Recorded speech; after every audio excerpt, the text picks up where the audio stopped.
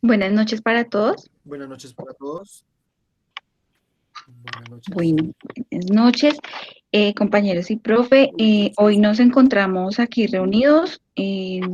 Mónica Castro Albornoz, Hugo Fernández, el profesor Henry León y quien les habla, Erika Contreras, como parte de una actividad de la materia Políticas Educativas, con la intención de entrevistar al profesor Henry para poder evidenciar el impacto del Estatuto de Profesionalización en la función docente en Colombia y hacer un análisis crítico de los estatutos docentes y sus implicaciones.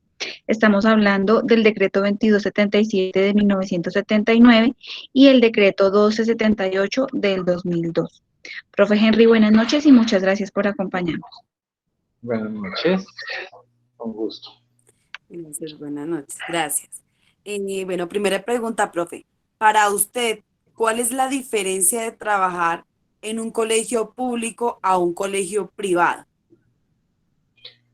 Bueno, hay varias diferencias. Una diferencia es el tipo de contratación que se genera. El colegio público tiene un contrato a término fijo. El, el colegio privado tiene un contrato a término fijo.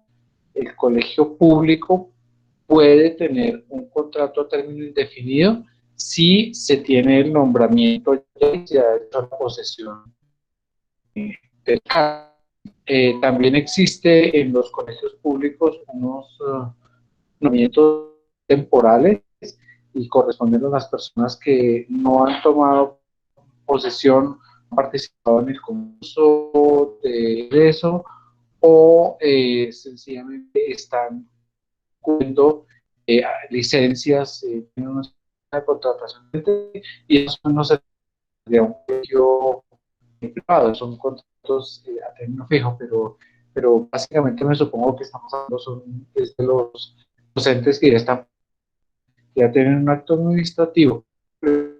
La segunda diferencia está en que en el ejercicio de la autonomía, colegios públicos manejan la autonomía de una manera muy distinta a como maneja la autonomía el colegio privado. El colegio público depende fundamentalmente de lo que la comunidad les proponga, los docentes también de los estudiantes, de la comunidad educativa para decidir hacia dónde orientar el proceso educativo.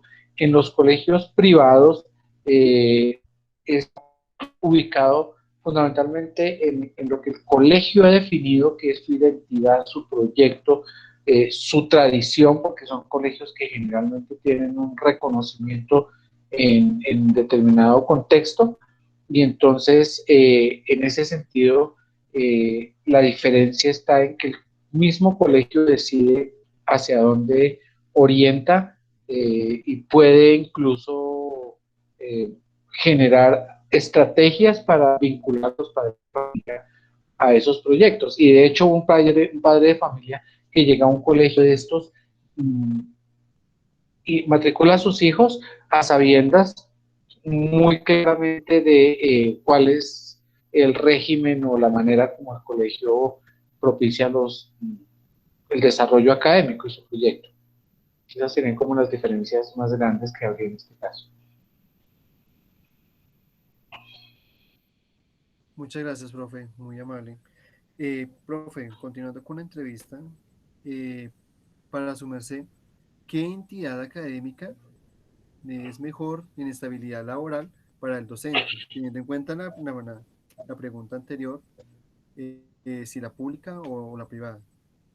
Bueno, en ese caso la estabilidad laboral es mucho mejor en el colegio público, en las entidades públicas, porque al estar vinculados con un acto administrativo que les da el nombramiento y se toma posesión, es el contrato, como le dije, ya es a término indefinido y cualquier desvinculación está regido por una normatividad muy fuerte, digamos que muy bien estructurada, de modo que no depende de la voluntad o del capricho de un docente, perdón, de un directivo docente o de la secretaría, sino que obedecería a un proceso disciplinario, en este caso, o que el maestro o la maestra tome la decisión de retirarse. Entonces, es mucho más estable. En el caso del colegio privado, pues la estabilidad depende de las condiciones económicas del colegio. Si un colegio no tiene con qué pagarle a un determinado maestro, pues sencillamente lo retira o cancela el contrato. Igual si termina el contrato en un año, es el colegio quien tiene la potestad para decidir si continúa o no, o si renueva o no el contrato para el siguiente año. Ok, profe, muchas gracias. Continuamos. Quisiéramos conocer cuál es su opinión, qué piensa usted sobre la educación en Colombia en términos generales. Pues bueno, en Colombia, como en casi todos los países, porque no es solamente en casi todos los países, obedece a un sistema. El sistema con el cual están vinculados los colegios es básicamente un sistema regido por digamos que por dos principios. Un principio político, que es el de la democracia, en el caso de Colombia, y un sistema económico que es el de la productividad y básicamente la acumulación de riqueza. Entonces, en ese sentido, la escuela obedece a esas necesidades que tiene de producción el país y en cierta medida a garantizar que el sistema político se preserve de la manera como el gobierno lo establece. Entonces,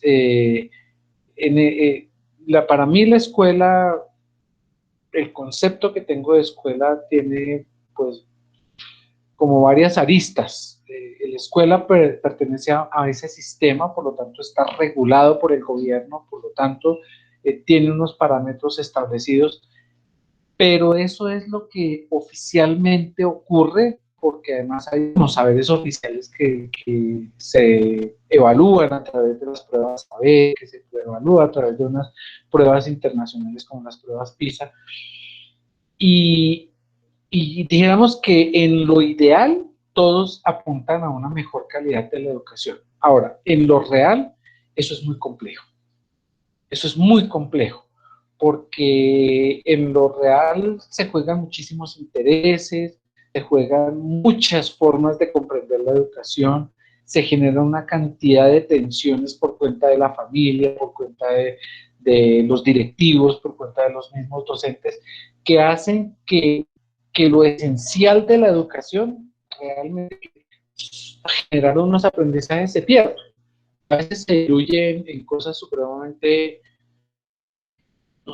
complejas como resolver si utilizamos el uniforme o no, si lo entubamos o no, si dejamos el cabello largo o no, si los niños los formamos o no los formamos, si cumplimos el programa porque nos van a evaluar acá, nos van a evaluar allá, si me entregó la programación. Es decir, se diluye en una cantidad de cosas que lo esencial de la educación, que es propiciar un desarrollo de los estudiantes, muchas veces se pierde. Por lo tanto, como sistema, yo la verdad no creo mucho en ese sistema como está planteado. Sin embargo, en lo personal he podido sacar adelante muchas cosas a pesar del sistema educativo en Colombia. Yo dudo Gracias. mucho de la calidad de ese sistema educativo, dudo muchísimo. Bueno, gracias. Listo, la cuarta pregunta es, ¿qué estrategias plantea usted que serviría para mejorar el proceso educativo en los colegios públicos? Mira, yo te voy a decir que la mejor estrategia que se puede tener es la vocación del docente, la capacidad de riesgo que asuma el docente y tener un proyecto que le permita sacar adelante sus cosas, sus propósitos. Pero tiene que ser consciente que muchas de esas cosas tiene que hacerlas a pesar de la escuela, es decir, incluso contra el mismo sistema educativo, porque, porque a veces son tantas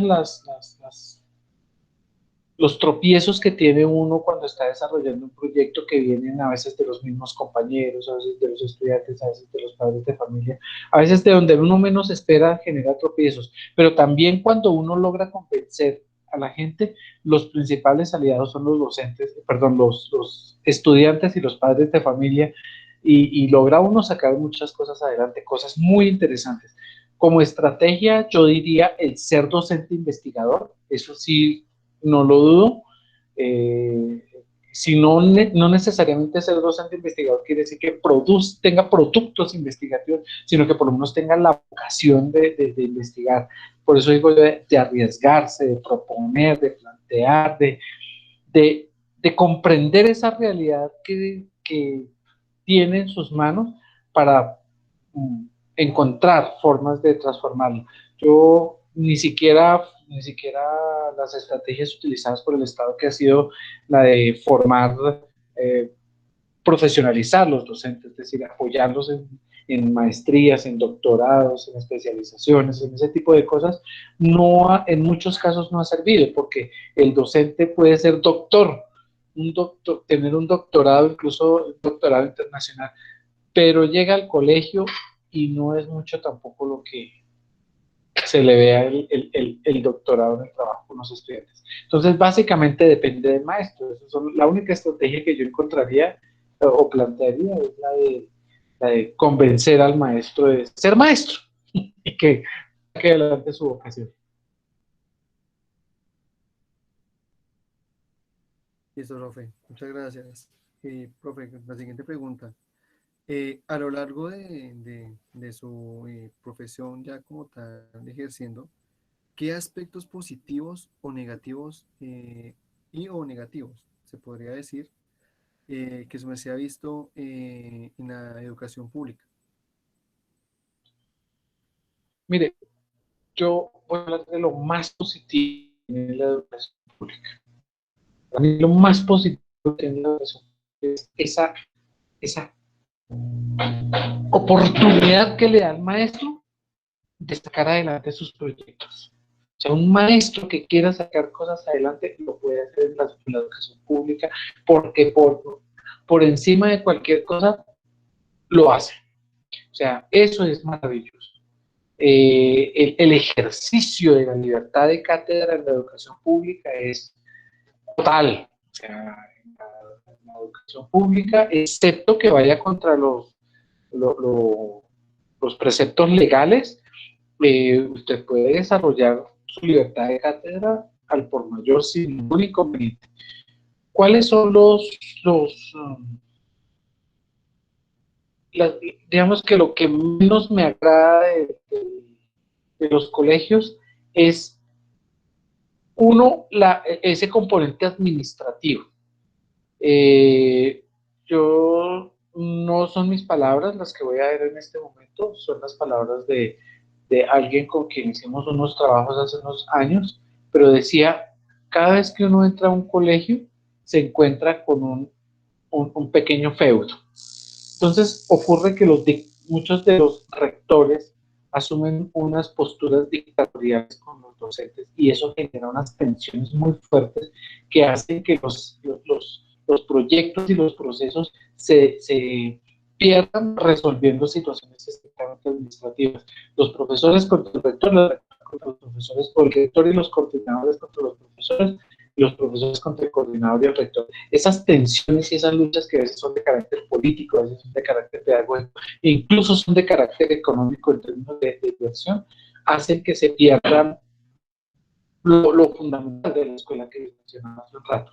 Entonces, esas pequeñas dictaduras que a veces se encuentra uno en esos colegios son un tropiezo. Lo segundo es que es muy difícil crear equipos. Es muy difícil. Dijéramos que si por casualidad se encuentra un grupo humano de docentes pilos, chéveres, es maravilloso y se sacan proyectos adelante. En algunos sitios se ha logrado, pero no es la generalidad, eso es lo excepcional, poderlo lograr. ¿Por qué? Porque hay muchos intereses, hay muchas contradicciones, hay muchas tensiones que no se resuelven en lo pedagógico, sino que terminan confrontándose en lo personal. Entonces, esa es una situación que me parece en contra de la parte, como en la parte educativa para mejorar en lo público, pues, no es que lo maluco que tiene. Ok, profe. Y bueno, profe, cambiando un poquito de tema, pero hablando de lo mismo, quisiéramos saber qué opina en referencia a lo que estamos viviendo actualmente sobre la educación virtual a causa de la pandemia. Bueno, yo les cuento que hace poquito terminé una investigación, bueno, hace poquito, el año pasado, terminé una investigación precisamente sobre el tema. A mí me parece que la educación en pandemia desnudó muchísimas cosas de la escuela, muchísimas cosas de la educación. Lo primero que desnudó fueron las enormes brechas que existen en el acceso a la educación, específicamente en lo que tiene que ver con recursos tecnológicos para poder ingresar a la escuela. Muchísimos niños no tuvieron oportunidad de conectarse porque no tenían computador, porque no tenían un celular, porque no tenían servicio de internet, porque o si tenían servicio, entonces lo tenían para una semana y no alcanzaban para el mes. Es decir, estas brechas económicas, y si a eso le sumamos las dificultades económicas que se generaron a raíz de la pandemia, pues muchas personas tuvieron que salir de la ciudad, devolverse a sus lugares de origen, que son a veces el campo, y perder la oportunidad, como esa esperanza de que la ciudad les cobijara con un proceso educativo que les diera oportunidades. Digamos que en ese sentido, la educación sufrió muchísimo, sobre todo por cuenta de las personas que tuvieron tantas dificultades para continuar con el proceso. En lo que respecta a la calidad de la educación, pues yo creo, primero, la escuela no estaba preparada para una situación de estos, pero absolutamente para nada estaba preparada. Entonces tuvo que empezar a dar palos de ciego, es decir, mirar a ver cómo resolvía los problemas de continuidad, cómo resolvía el tema del aprendizaje, cómo resolvía el tema de la enseñanza, cómo evaluaba, y si evaluaba unas asignaturas, entonces cómo evaluaba otras. Es decir, esto se volvió un gran dilema para la escuela. Y en eso se cambiaron las prioridades. A mí me parece que esa es una enorme ganancia que se tiene con la escuela del COVID, es que mientras uno en la escuela estaba llenándose de temáticas, entonces esta semana vemos este tema, la otra semana otro tema, y se van acumulando cosas sin importar si realmente el niño las entendía, no las entendía, sino se cumple, se entrega, se califica y tal luego, que eso es como el que pega papas hasta luego.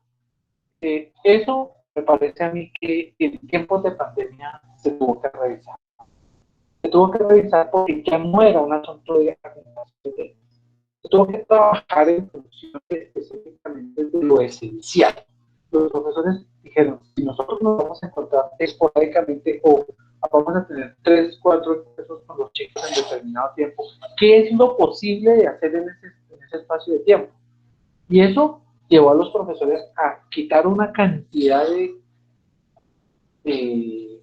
¿cómo se llaman esto? Temas, y decir, bueno, yo lo que quiero preservar en los estudiantes es tal cosa, y eso es esencial y fundamental de las áreas de conocimiento de las asignaturas. Creo que es una gran ganancia porque la escuela tuvo que revisarse en esos procesos. Lo segundo que me parece que es importante, tuvo que ver precisamente con la evaluación. La evaluación pasó de ser un asunto de yo le califico y perdió, ganó, a pasar a ser un asunto más de profe, pero es que yo perdí, pero si yo hice tal cosa, y es que esto está grabado, y es que yo le mostré, y es que yo le envié, profe, pero es que aquí está la evidencia del correo.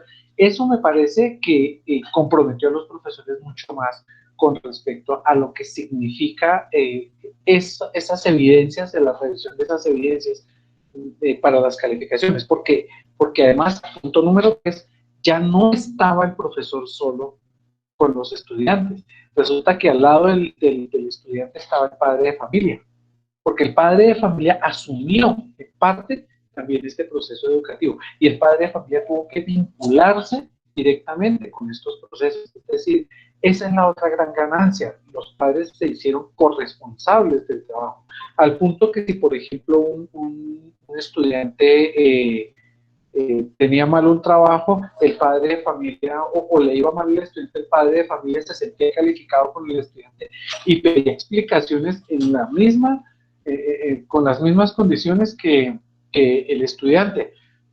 Profesor, pero si nosotros hicimos esto, pero si trabajamos esto, pero si planteamos esto, entonces ¿por qué al niño le fue mal? Ah, no, no, es que pasó tal cosa. O sea, ya ahí hubo un cambio muy fuerte en lo que respecta a la evaluación y a la responsabilidad de quién aprende, quién enseña, cómo se evalúa, etcétera, etcétera. Es decir, los padres se volvieron también protagonistas en esto.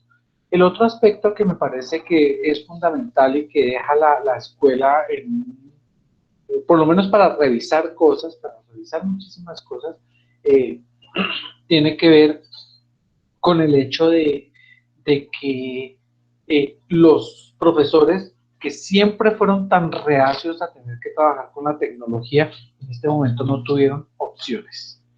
Y al no tener otras opciones, pues les tocó asumir unos aprendizajes a los que se habían negado, pero que en este momento no tuvieron cómo hacerle el quite a eso.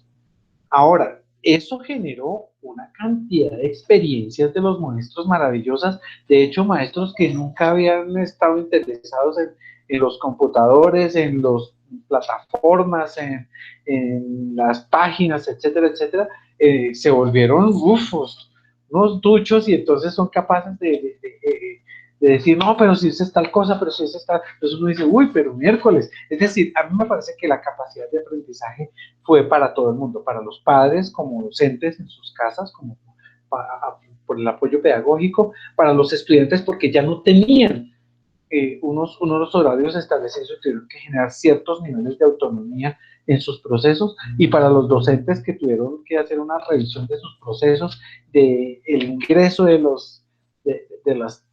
las tecnologías a la educación, y creo que en ese sentido la educación tiene muchos elementos. Ahora, me parece que en algunos colegios, no todos, pero en muchos colegios, se dejaron de lado algunas cosas que no eran tan importantes. Por ejemplo, el tema de la presentación personal, aunque algunos colegios le piden a sus estudiantes que prendan las cámaras y que estén con el uniforme, otros colegios no lo consideran valioso, no lo consideran importante. Entonces eso ya pone a pensar a los colegios, pero también a los estudiantes. Porque, a ver, como anécdota, yo también tenía estudiantes que le decían a uno, profe, pero es que el uniforme tal, pero es que es lo que uno piensa, es lo que uno hace, es que lo que uno, la creatividad no está en esto, en el uniforme. Y entonces yo a veces les preguntaba, cuando estábamos haciendo algún trabajo, les decía, bueno, pero ¿por qué tu trabajo no es mejor ahora que tienes el uniforme a cuando estabas en el colegio que tenías el uniforme? Porque tú defendías el hecho de que tu creatividad estaba dependiendo del uniforme. Quiero que me aclares eso. Uy, no, profe, no, profe, es que no me refería a eso. Entonces, fíjense que hay una serie de discursos que también se ponen, y de mitos, que también se ponen como en estado de crítico en estas condiciones. Hasta los mismos mitos, como el mito del uniforme, se pierden. Pero ojo que aquí hay unas cosas también muy valiosas. La escuela se reconoce, y ese es el otro aporte valiosísimo, es que la escuela es fundamental para el fortalecimiento socioafectivo de las personas. O sea, un estudiante en aislamiento, un estudiante que está todo el día en su casa atendiendo a veces los problemas tan terribles que se viven en la casa, requiere el colegio, a veces para escaparse de las tensiones que se viven en su casa, pero también porque aprende con sus compañeros. sea, no solamente en las clases, sino fuera de las clases, en el tiempo de descanso, los juegos, y compartir. Todo eso afectó muchísimo a nuestros estudiantes, a los docentes también. Llamó la atención es que muchos de nosotros pudimos vivir en carne propia y en forma directa la realidad tan difícil que viven nuestros estudiantes. Porque a veces tener que ver a los niños recibiendo su clase con el computador y uno ve la cama atrás y ve que la cocinita está puesta al lado, les dice uno, miércoles, estas condiciones de estas personas son muy complicadas. Entonces eso también despertó un sentido de solidaridad y de comprensión hacia los docentes, hacia los estudiantes muy fuerte. Entonces, esta pandemia ha dado para muchísimas cosas, para muchísimas cosas. Gracias, profe. Listo. Pues ya escuchando, la sexta pregunta es, digamos, ¿qué aspectos positivos o negativos ha tenido esta virtualidad? Bueno, ya mencioné los positivos, ¿no? El positivo es el compromiso de la familia. Es uno de las mayores ganancias, porque desde el colegio uno llamaba a un papá, padre de familia, yo casi nunca lo hago, la verdad. Yo prefiero resolver mucho las cosas con mis estudiantes en el colegio. Pero sé que muchos padres de familia, muchos profesores que le llaman a padres de familia, a veces no llegaban, no asistían, no iban, y a veces cuando llegaban a preguntar lo que no sabían, y por qué mi hijo perdió, pero porque sea, ahora que ellos entendieron en qué consiste un proceso académico, han empezado a valorar mucho más el maestro. Ellos se han sentido también responsables de esos procesos, especialmente los niños chiquiticos. Mire, un papá que tiene que mantener la atención de su hijo ante una cámara durante un determinado tiempo, hace que el padre de familia entienda lo difícil que es ese trabajo con 30 niños, con 25 niños en una aula de clase. Entonces, esa es una ganancia muy fuerte. La otra que les mencioné, el hecho de que la tecnología se volvió una herramienta fundamental, aunque en determinados momentos es hostigante, porque es que ya depender solo de la tecnología también es un asunto que termina siendo contraproducente. Lo otro positivo que le encuentro es esa de la flexibilización que les comentaba ahorita, la revisión misma de los procesos académicos, la mirada sobre lo esencial y lo fundamental de cada una de las asignaturas, los sistemas de evaluación, el reconocimiento de la individualidad, porque aquí ya no le puedo preguntar, a ver, el grupo de allá, dígame qué fue lo que hizo. Ah, listo, entonces sacan todos lo mismo, ¿no? Aquí le toca uno a uno. Entonces, ese reconocimiento de la individualidad me parece muy valioso. Definitivamente sí nos hace falta el colectivo, la presencialidad, el compartir, el jugar, el discutir, el estar con el otro, el aprender con el otro. Es muy importante. Muchísimos procesos, en el caso mío, por ejemplo, el trabajo corporal para desarrollarlo con los estudiantes es muy complejo en la virtualidad, es muy complejo. Uno tiene que hacer unas ciertas adaptaciones a las cosas, pero no hay como tener los chicos en la presencialidad para poder jugar con incertidumbre, para poder jugar con darle un giro a determinado momento a algo que se está haciendo porque a alguien se le ocurrió tal cosa o porque de pronto uno vio un detalle que no lo tenía contemplado y entonces uno le puede dar la dirección hacia otro lado a su propio trabajo. En cambio, en este momento, esa parte, por ejemplo, de la incertidumbre, de aprovechar la circunstancial para darle un giro al proceso, es muy difícil porque uno depende de la guía.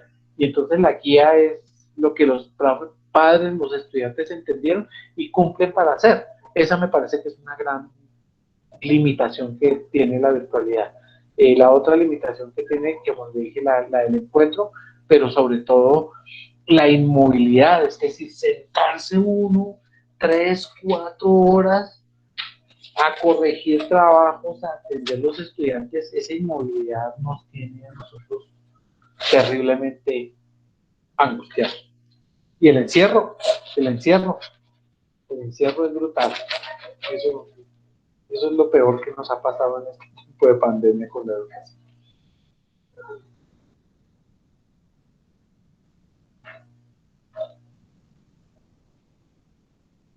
Listo, profe, muchas gracias por su colaboración. Entonces, Ya creo que ya con esto sí damos por terminada la entrevista, profe. Muchísimas gracias por Disculpa colaborar. todos los tropiezos.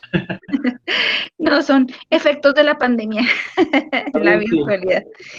Muchísimas vale, gracias y feliz noche. Muchas gracias, compañeros. Profe, Bueno, muchísimas gracias. gracias. Que pase buena Vale, noche. profe. Gracias. Chao, Gracias, chicos. Mónica y Alejo. Yo les escribo para ver cuándo nos vemos la otra semana porque necesito trabajar con ustedes urgente.